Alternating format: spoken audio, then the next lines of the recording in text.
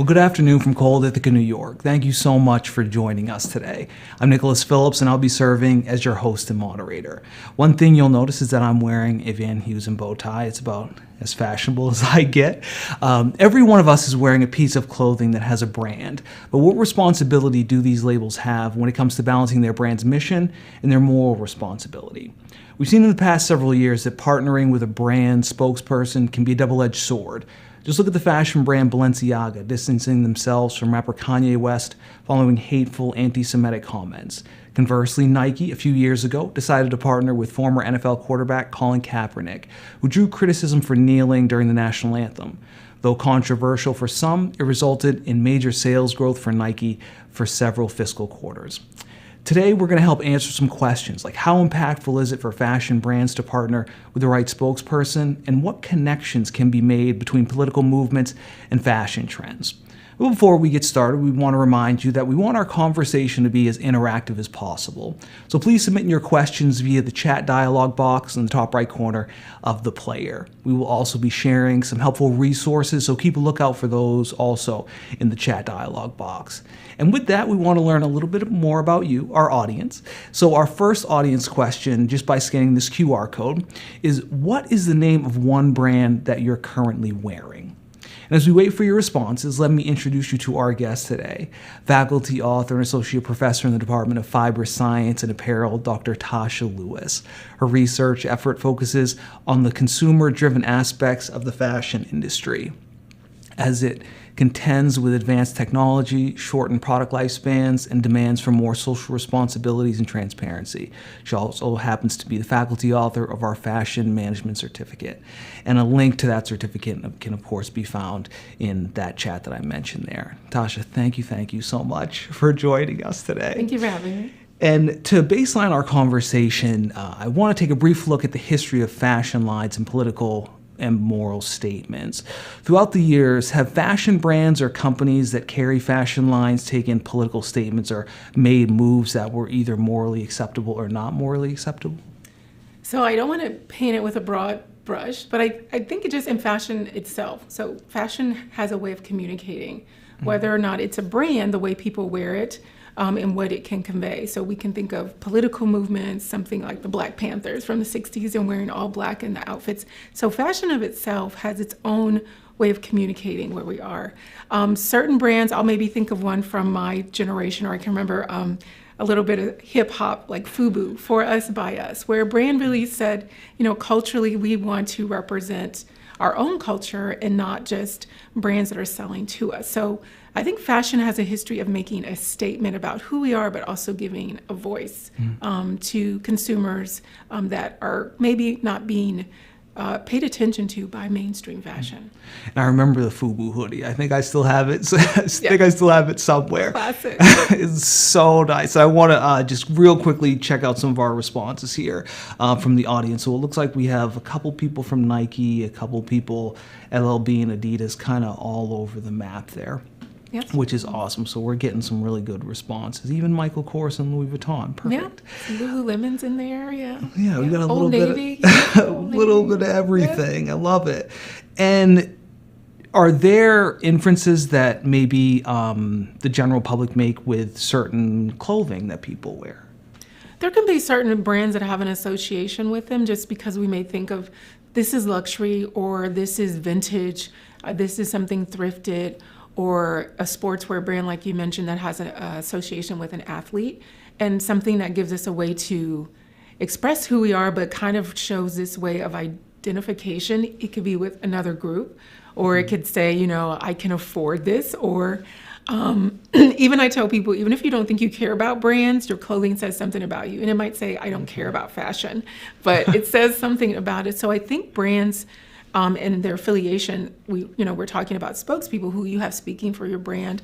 I'm thinking also now of some of the iconic Gap ads, when Gap used celebrities in their ads to kind of promote them as a company, because they made denim T-shirts, not what we would think of as the cutting edge of fashion, but kind of this factor that was more like we know what's going on, we're cool, and all of these people wear our clothing. And I think it's something they've cycled in and out of in terms of making some sort of connection with consumers by saying we're affiliated with these celebrities. So I think it is, maybe I lost my little train of thought there a little bit, thinking about all these brands, but I'm thinking of all these commercials that I've seen for fashion that I try to process.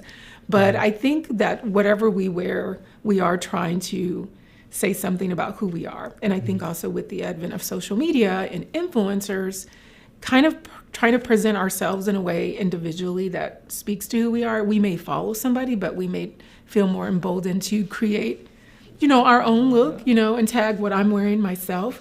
So I think there's some of that can happen as well. And does finding the right spokesperson, can that kind of change a brand's message? I think so, because sometimes I see the collaborations, I'm like, do they really go together in my mind? But the brand might realize that this person has a really great following, or they may be trying to reach a new consumer group, expand their market. And I think whatever visibility that person has is an attractor to that brand. So if they make a line, I'm thinking of Target because I go to Target a lot, but in the past, Target did sort of these collaborations with designers that typically would not sell at their price point, but they said, we'll bring you in, we'll do this limited collaboration, and we'll attract the people that love your brand, but at a Target price in a way. So I think there is this idea that we can attract more consumers and expand our market by partnering with maybe people that we may not automatically associate with the brand.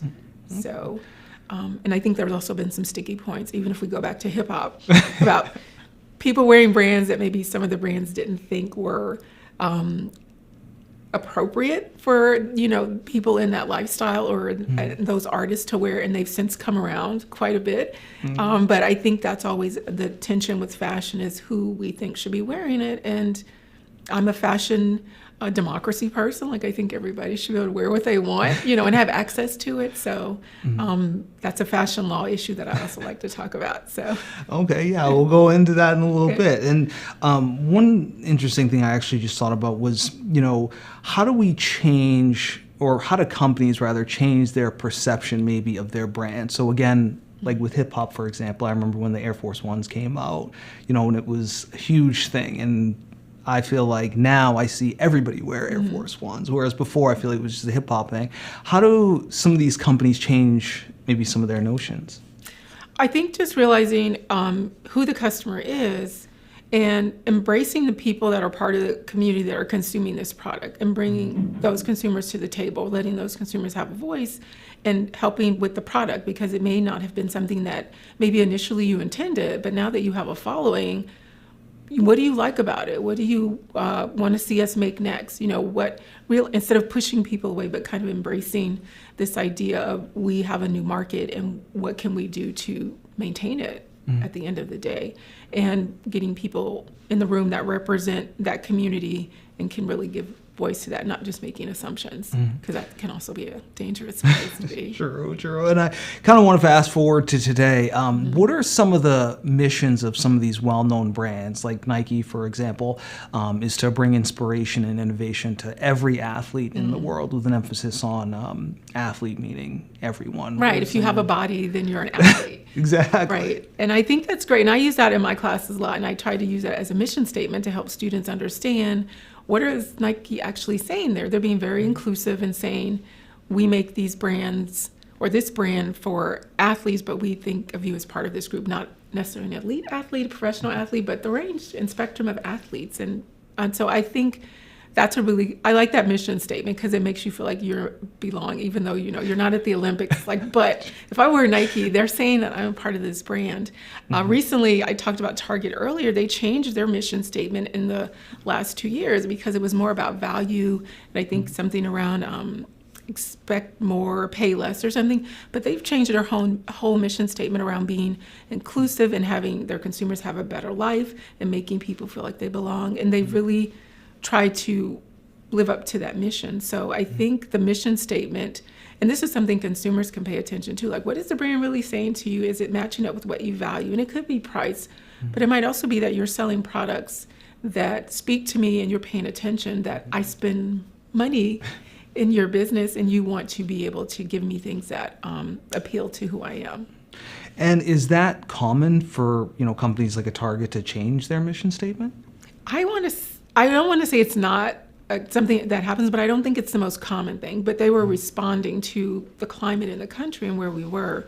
So I think it's not widespread, but I think companies, when they're trying to really think who they are, trying to reposition, they want to think of that. And a lot of times consumers aren't reading the mission statement. I do it because I teach it, but I always try to teach students to see what that means and read it.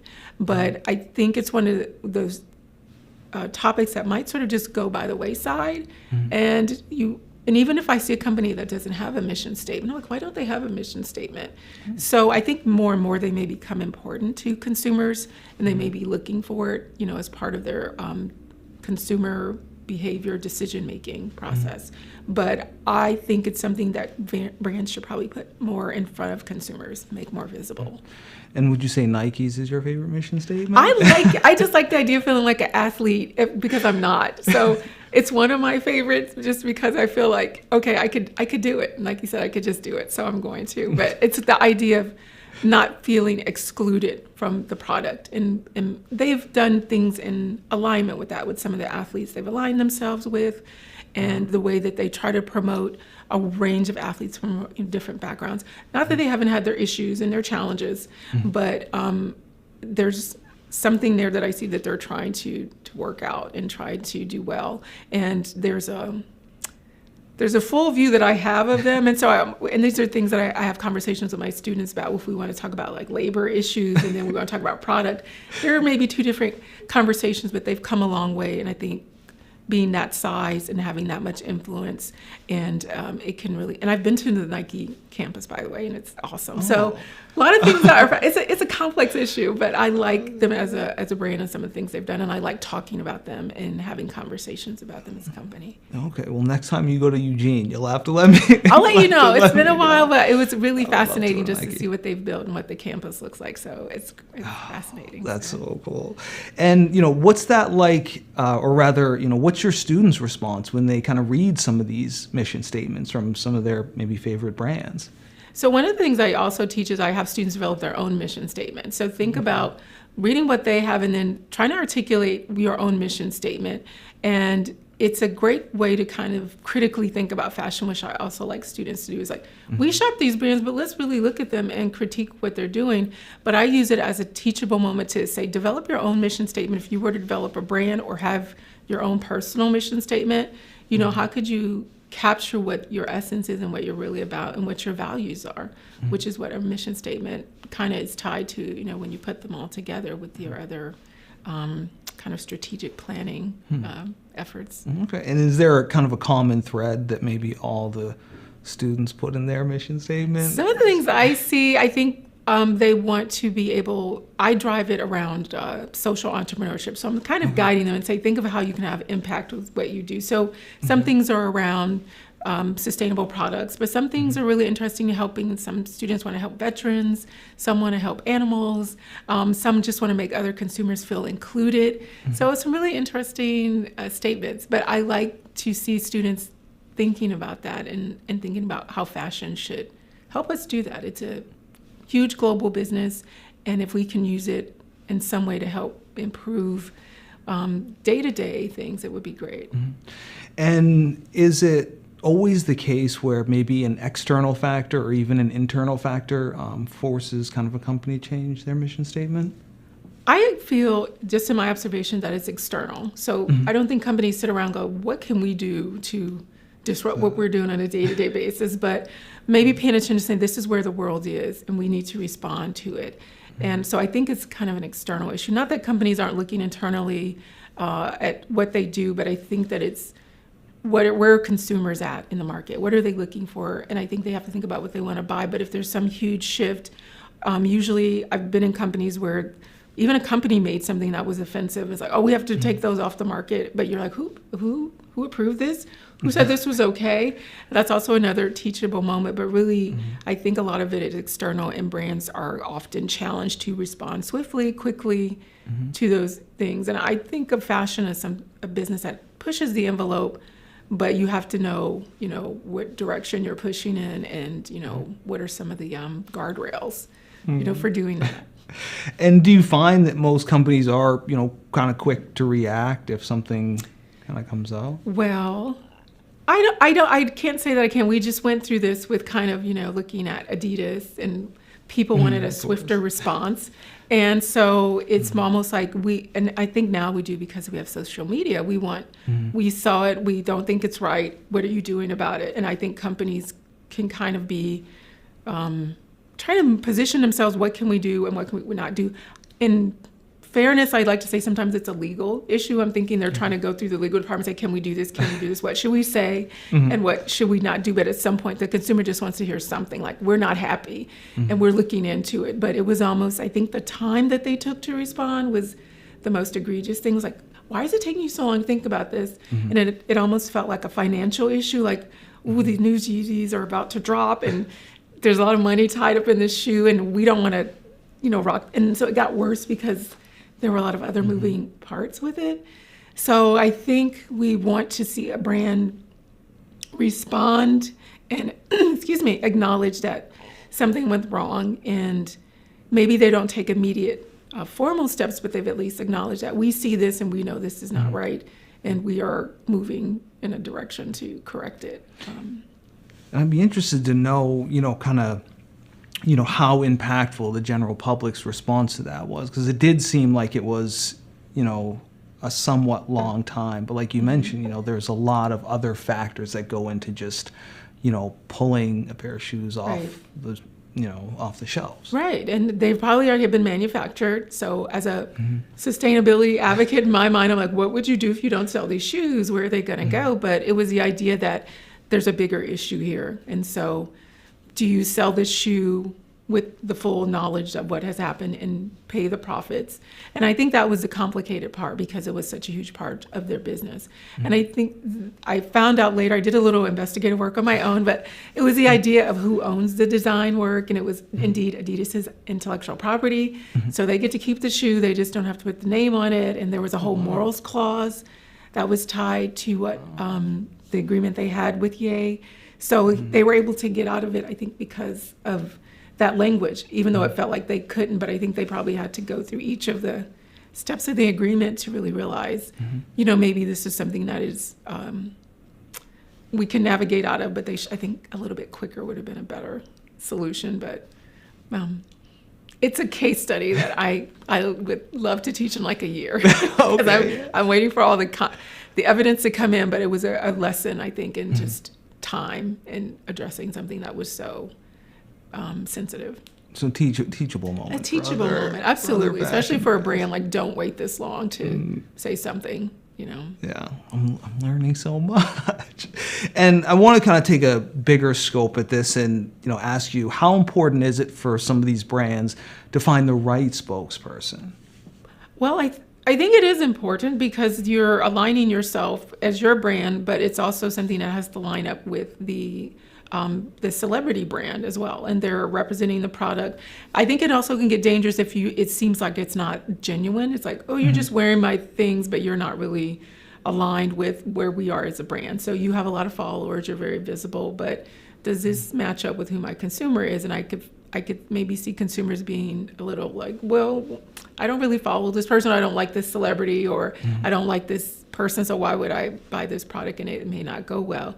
But I think it's important to do the vetting and maybe even pick someone who maybe already wears the brand, or maybe show themselves to be aligned with it. But I think it's always a marketing risk, because you never really know, and things could go good or bad, and maybe it's better to bring people in to, what I would say, collaborate and maybe create a product line, instead of maybe just saying, they wear this, but saying, maybe you come in. And it was kind of the agreement that Ye had with Adidas, where there was some creative input, and it felt more genuine to the consumer that, oh, this person had a voice in what was created. And I feel like I'm wearing some of their aesthetic and some of their vision that way, instead of just saying this is a spokesperson for us, but saying this is actually a partner, something like that.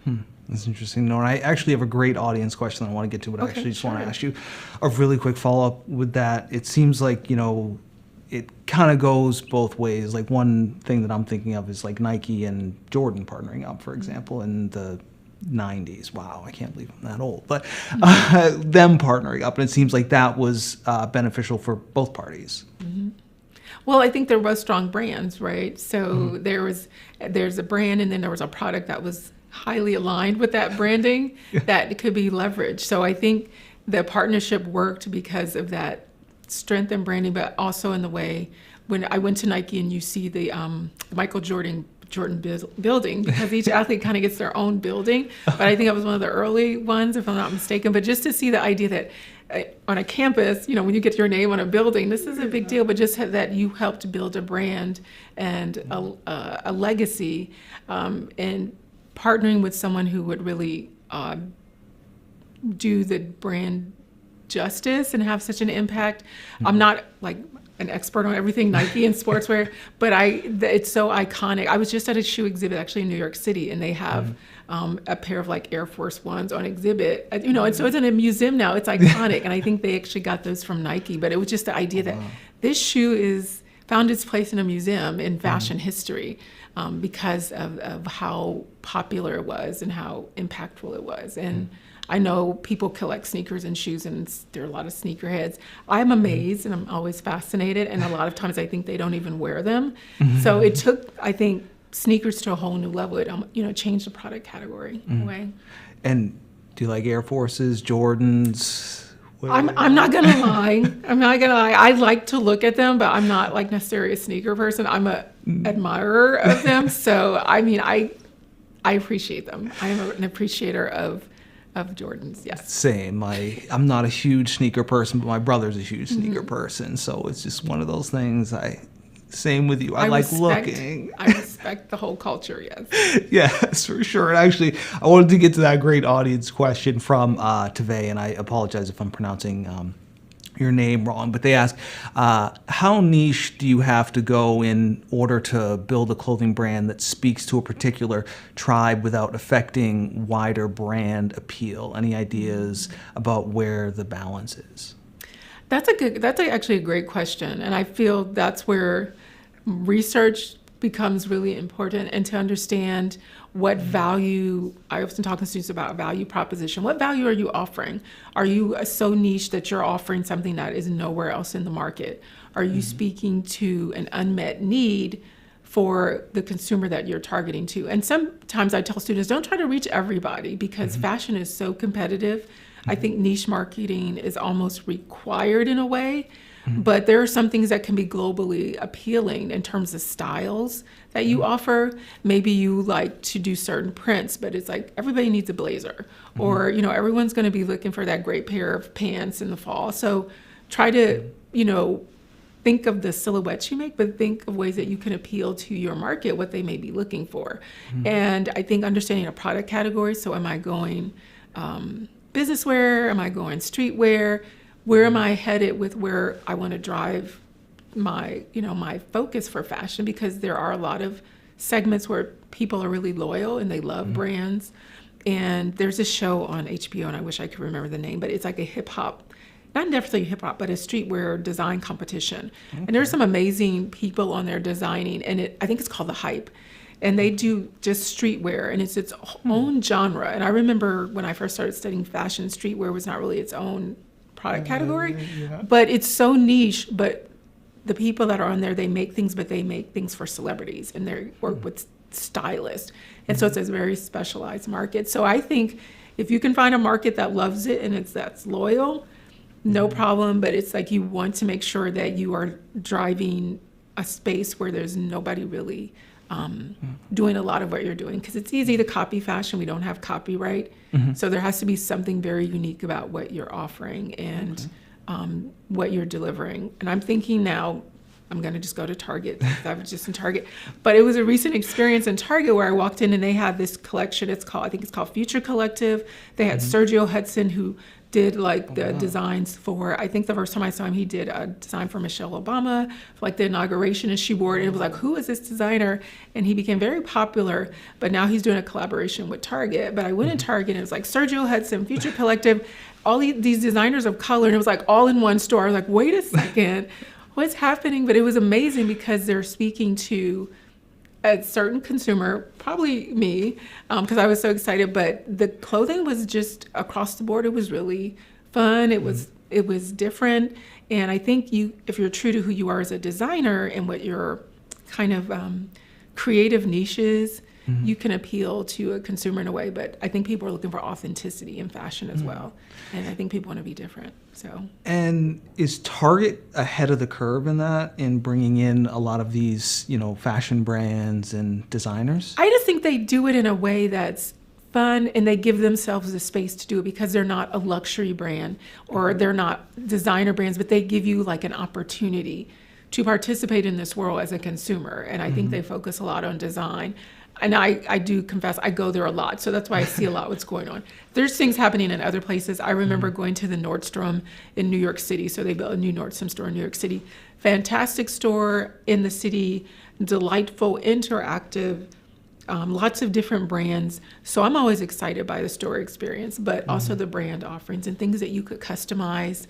That's another thing to think about if you're trying to be unique. You could offer a customized product for a customer that is like a certain fit, a certain size. That's another issue in fashion, like inclusivity, body inclusive, size inclusivity, and a lot of brands are not very size inclusive, which I think is becoming more acceptable to do in some of the mainline brands. So that's another point. That was a very long answer to a question, but I hope I covered it. No, you didn't. I want to thank our audience for that question. That was a good question. As a nice follow-up, are you seeing a lot of some of these brands and a lot more brands becoming more size conscious and more inclusive with maybe some of their marketing and things like that? I think in the visuals, especially the dress forms, the mannequins in the stores are more inclusive, and the models that they're using in the advertising are more size inclusive, which I think is great. And research has shown that people, when they see models that look like them and their body type, they are more apt to purchase that product. So it just shows that you are thinking of them as a consumer. It's not an afterthought. It's not, well, just get that size online. It's more like, we sell this in the store and we have models and mannequins that look like you in the store, so we welcome you as a consumer. And so brands that I've known growing up, I've seen some expand their size ranges and doing that too. I think great success in some ways. If you do it right and you get the quality and the sizing right, it's a great idea. And I think it's one of the other good things that fashion can do. And when did you kind of start seeing that shift, I guess? Maybe in the last, for me paying attention to it, maybe in the last 5 to 7 years, I think a kind of a slow, where I see it more widespread. So some brands always did it, but just more widespread. When I go into a store, I'm like, oh wait, they have a body inclusive mannequin. Wait a second, like you never usually see the mannequin. You knew they had the size, but the size in the advertising was kind of like what we think of as a regular average size, which was not actually average statistically, but it was sort of what we were presented as consumers. So just paying attention to it, I would say in the last 5 to 7 years, and I hear students even using the language about size inclusivity and things like that. So I think it's finally reaching, more mainstream practices for brands. It does seem like it's coming more in the norm. And I actually have a great audience question that I'm going to ask for that, right actually on this topic. But before that, I want to get to one quick audience question from Gary. And Gary actually asks, I've been working on figuring out how to clearly address sustainable and ethical practices to consumers. I was wondering if you believe sustainable indexes are subjective as opposed to transparency reports from companies to auditors. Ooh, that's a great question, because I feel we're still trying to figure out what are the requirements for sustainability and certifications. And there are definitely certifying bodies out there that will certify textiles and certify certain products that they're not chemical free.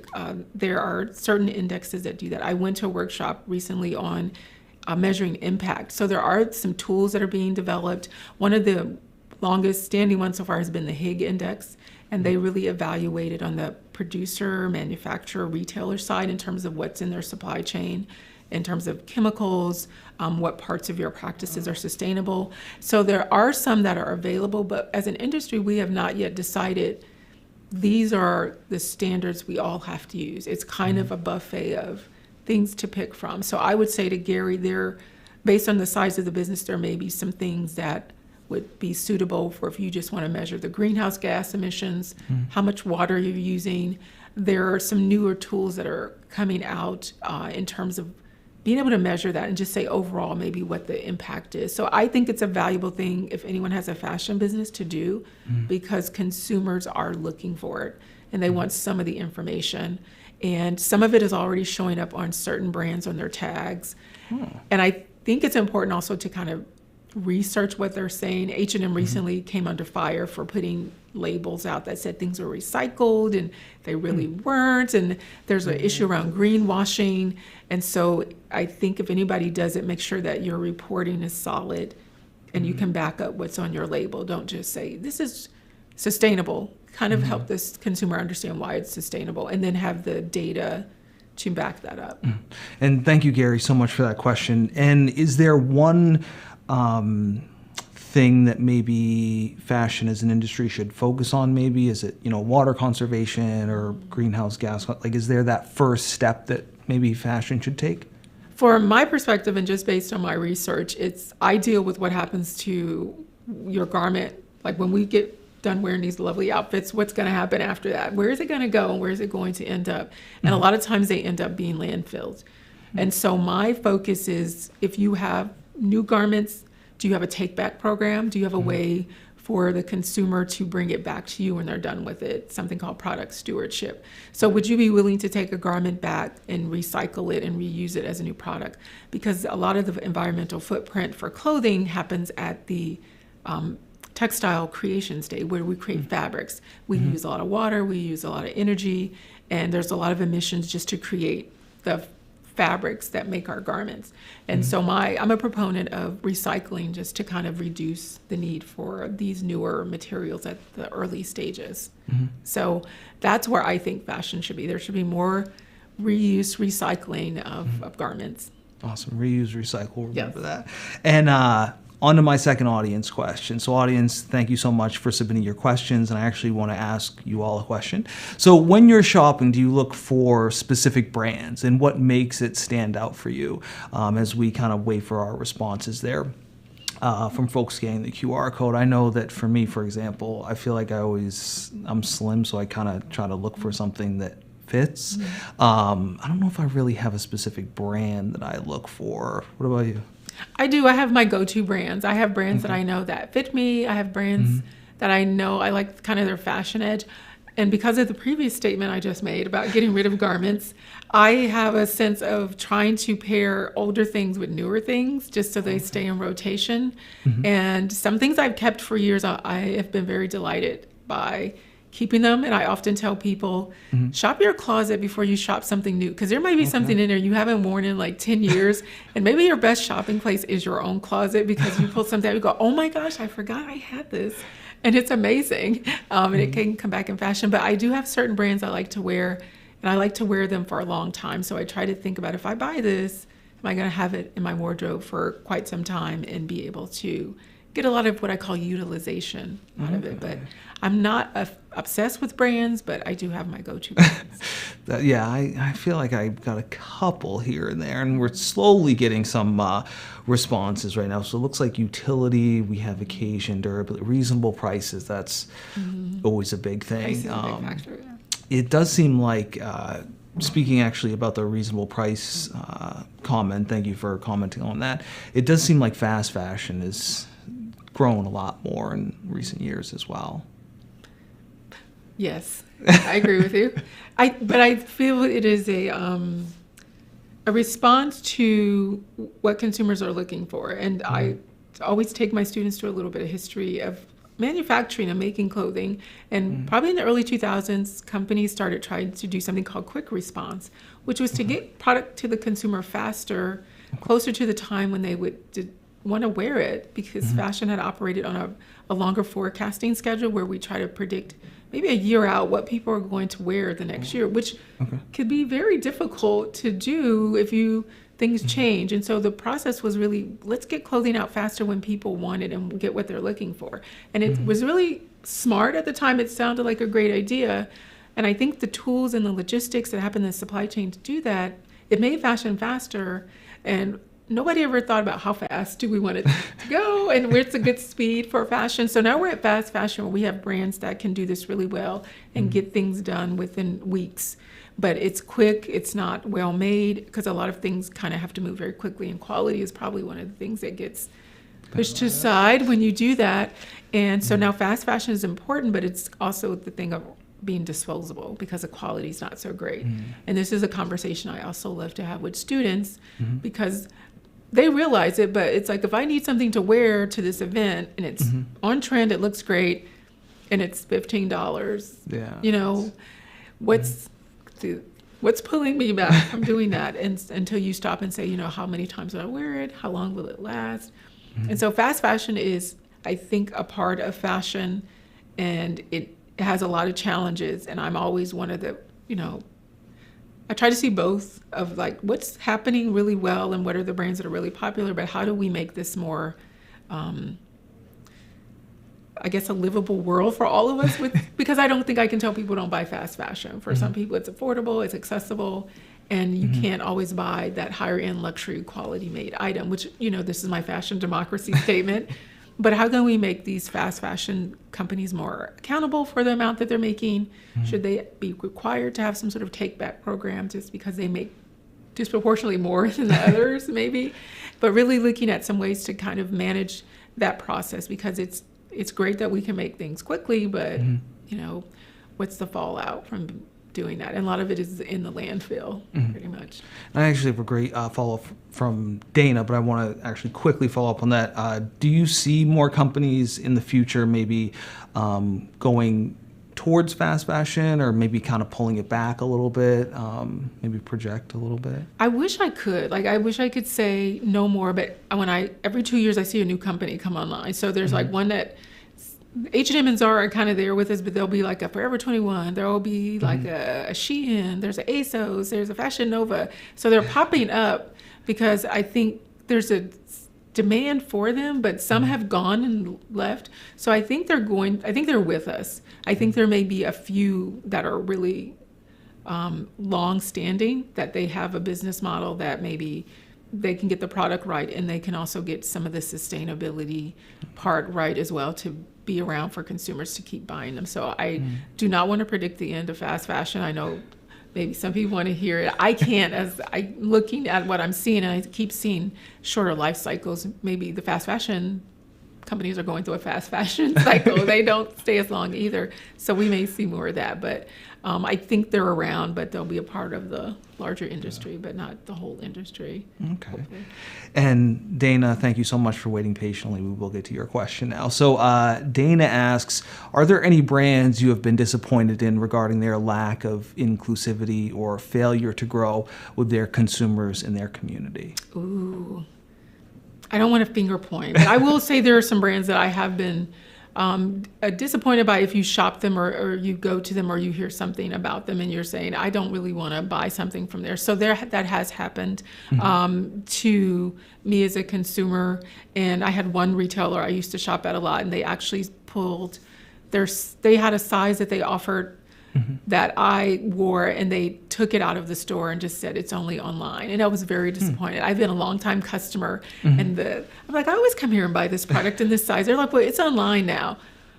Why? I mean, if it was in the store before, that's kind of a ding to the consumer. Like, we don't want to add floor space for the product in the size that you buy. And I thought that was very offensive.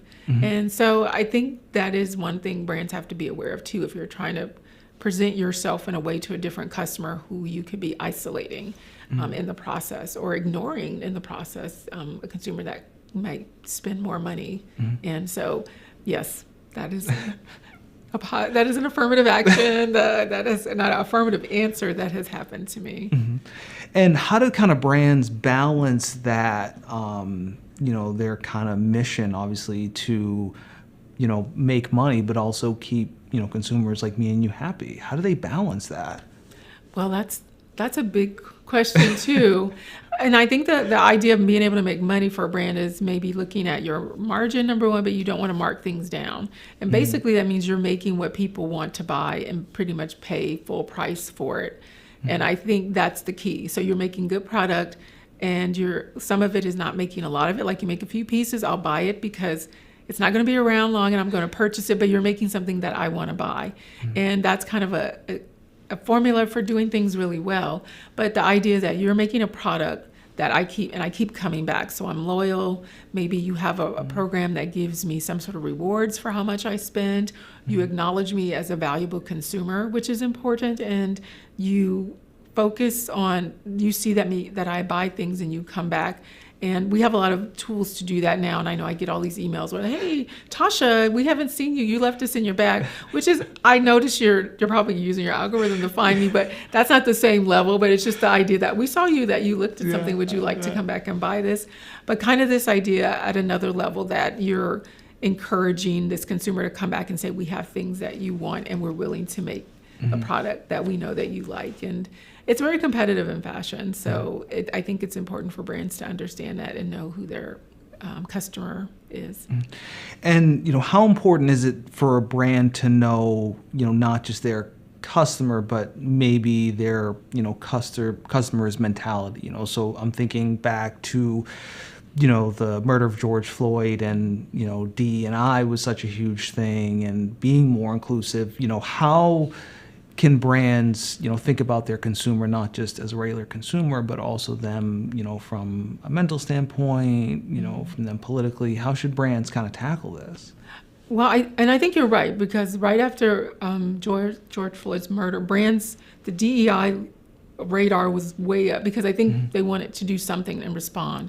And you're trying to respond through fashion, which is a product, and you're selling it. But how do we make things more inclusive? We're seeing this racial reckoning where people felt, you're just not paying attention to it. We're not being included.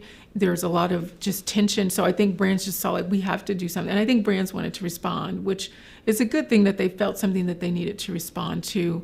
And I see some brands started to say, we feature Black-owned products. Like they said, we're trying to help business, so we're trying to promote more of these brands in our business.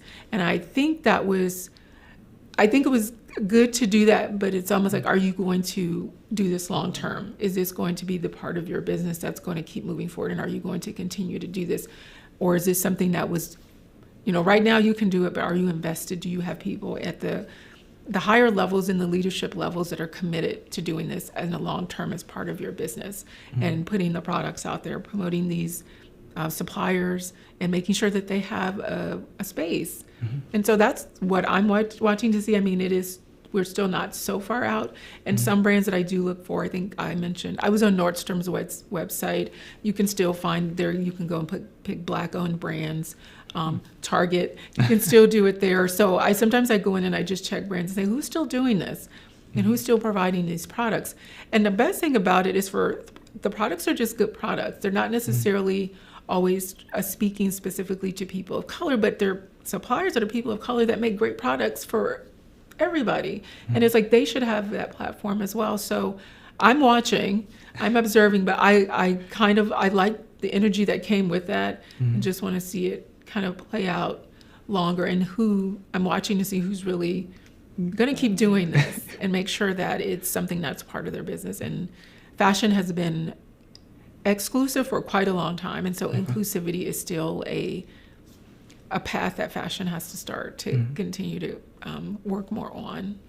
Interesting. Okay. Yeah. And I just got a great question in from Susan. Susan, thank you so much for submitting your question. I want to remind the audience, of course, we will be fielding your questions throughout. So Susan asks, as I create a personal mission statement, I feel a bit overwhelmed. I personally continually grow and adapt to change in my environment, and I worry that if I update my statement, I'll be judged. The same could be said for our company Insight.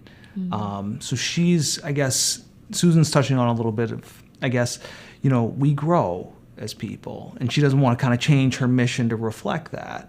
Is that something that I think it's human to think like that. So what could go wrong? And this is one of the things I do, like a risk-averse situation. But I think whatever reflects who you are now should be your mission statement. And I think it can be challenging, and I think that's the reflective part is, how do I capture who I am now and say that in a way that, not that it's not offensive, but is why do I think it's either offensive, or it's not who I am, or it's not, why are you even thinking of that as what is not coming through in your mission statement that's not saying who you are, or do you feel like you have to say certain words? Because sometimes I think we have to add certain words, and like maybe there's another way to say it to still capture it, and you don't have to use the same words that we keep hearing people say kind of as buzzwords. And maybe that's part of it too, is getting some other vocabulary that can speak to that, and maybe writing out several versions of it and looking at it. And kind of the best example I have was when I saw what Target did. Their mission statement is much longer and it's more specific. And I would even say look at that and compare that to their expect more, pay less proposition, and what they're saying now about how they want to do things to help people feel better in a way, instead of just saying save money. It's like, we want to do a little bit more than that. And I think some of it is just step out and see how people respond to it. It may not be the reaction that you assume that you're going to get. And can a mission statement influence maybe a consumer's purchasing habits? It might. I think at the end of the day, it's more to guide the business or the company. Like, are we staying on our mission? And the consumer may see it, but they should feel it. They should experience it. That's the thing. And you might even say to people, how did you feel when you buy this? What did you, and it might reflect your mission statement. And you could say, yeah, we're really doing that. But I would say 80% of the mission statement is for the company to follow and to always check in and say, is this our mission? Is this who we are? And then the consumer, they might see it, but I think they should feel it and understand what it is without having to read it. Okay, perfect. And Sharon checks in just recently, and Sharon asks, how scared are brands about impending regulation, like extending some of the... So Shannon checked in. She asked, how scared are brands about impending regulations like extending producer responsibility, EPR legislation, like in Europe that will certainly come to the U.S.? Right. So extended producer responsibility is what I was speaking about, product stewardship, where brands are required to do this in parts of Europe. So the government says, if you make this, you have to know how you're going to take it back, and you have to take it back and deal with it.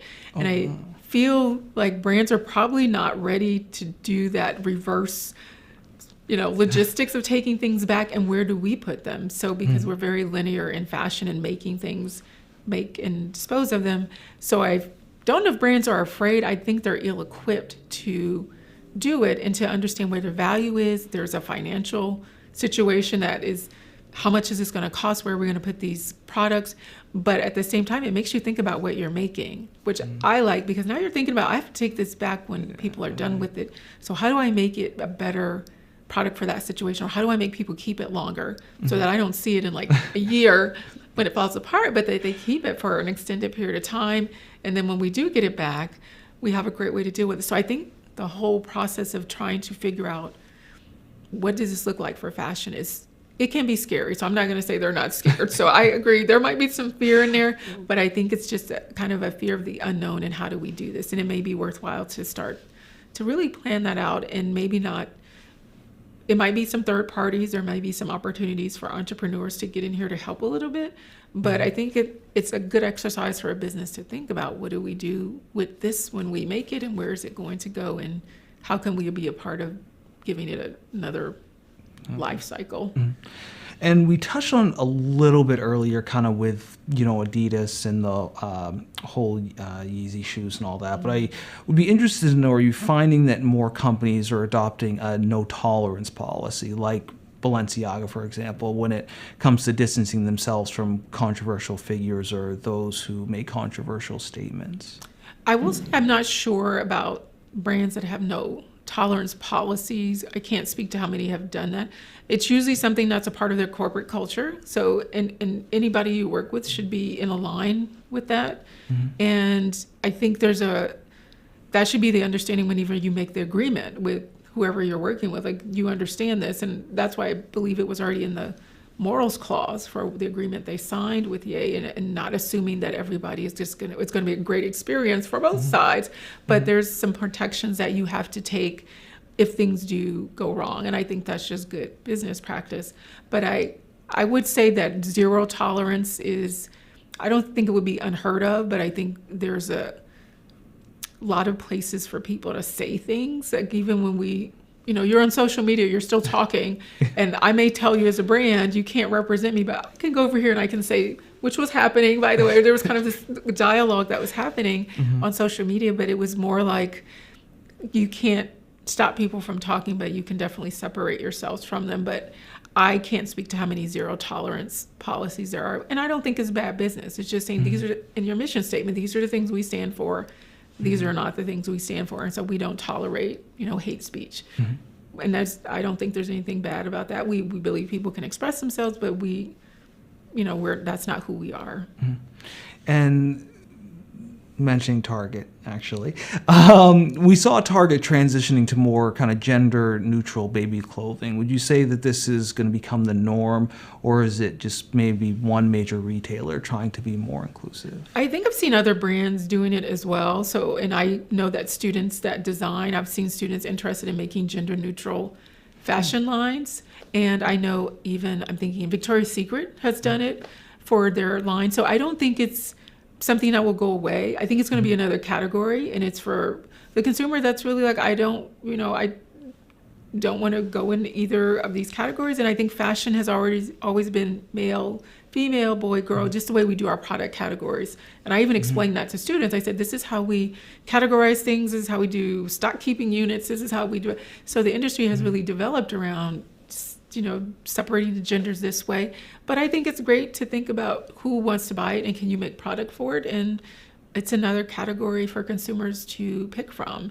So I think it's going to stay around. I don't know how many retailers will do it. I think it depends on your product category, like a store like Target or the ones that are the mass merchandising retailers. They sell all of the genders, and so it's good for them to have a different mix. But if you're just a women's wear brand, but it's something where I think brands need to know who their customer is coming in the store.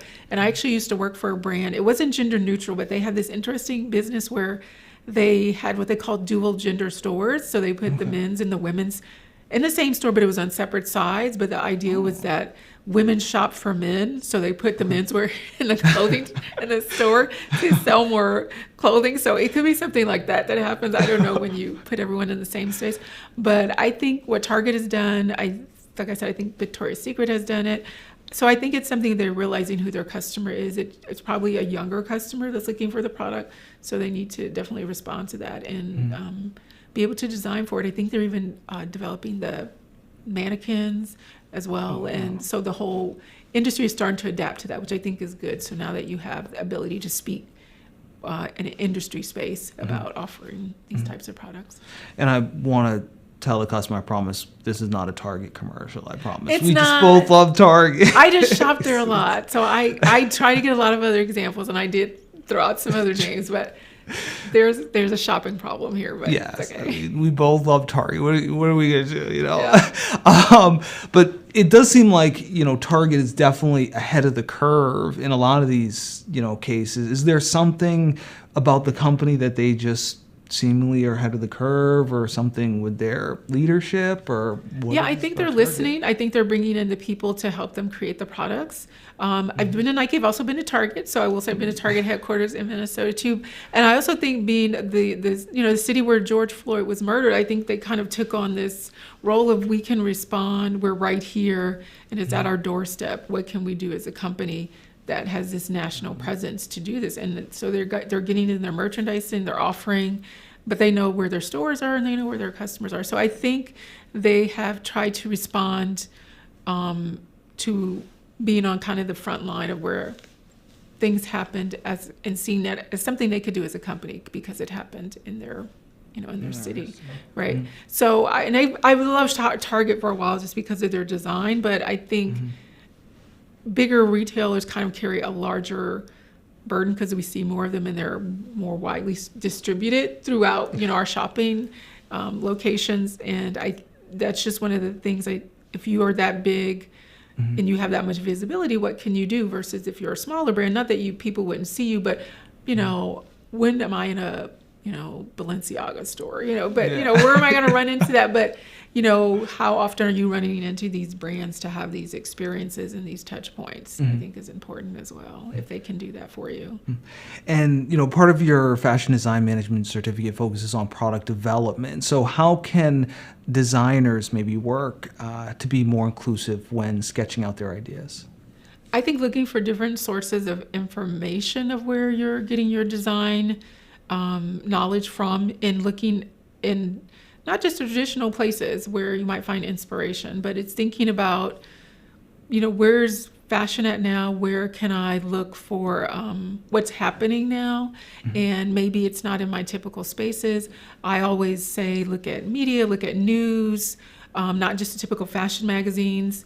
If you're traveling, I love being in airports, seeing what people are doing. Campuses are great. I always love seeing what students are doing, what they're talking about, but also understanding that there is a diverse consumer population out there, and just really understanding, do I offer something that a lot of people would find appealing, and how do I find that out? And I have to go to those types of places to see the response, and not just the typical places that I would visit. So looking in a lot of places for inspiration, not your typical places. I still love museums, but I also love media. But I said, go to a concert, go to a park, go somewhere you would never go.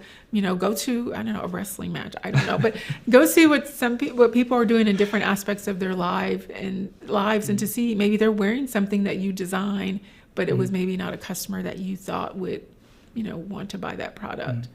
And this is actually just kind of a question for me, but I would be interested to know, has the pandemic affected office wear? So it seems like now everybody's on Zoom, whereas nobody's in the office anymore. So has the pandemic affected maybe office wear or more professional attire at all? I think we saw a surge when we started going back to work, where there was more of a looking for a little bit of a dressier dress code. And there was also a time when I saw, I want to say, was it Fashion Nova? There was a brand that emailed me, and they're like, we have your top looks for your Zoom. They were only doing tops.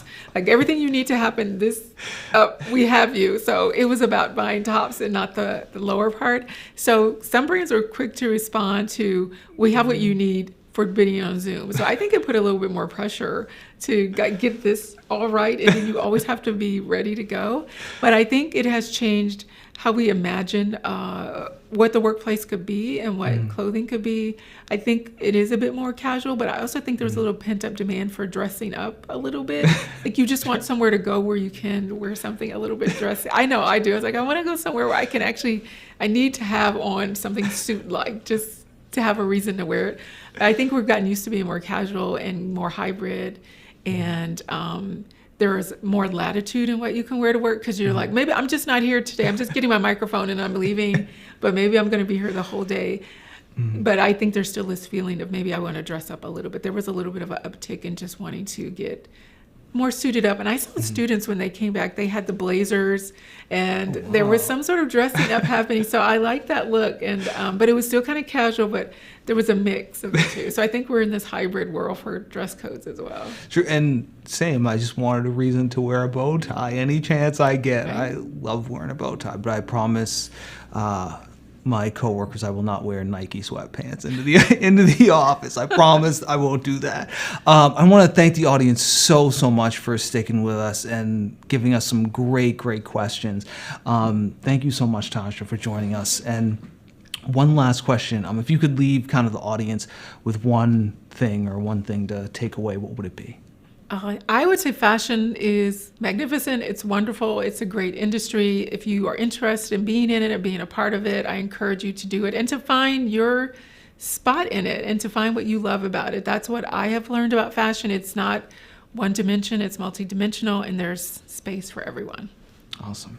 Dr. Lewis, thank you so much. Audience, thank you so much. And again, this is being recorded, so if there was anything you missed, you can rewatch this at the same URL immediately following our conversation. Thank you so much, and have a good afternoon.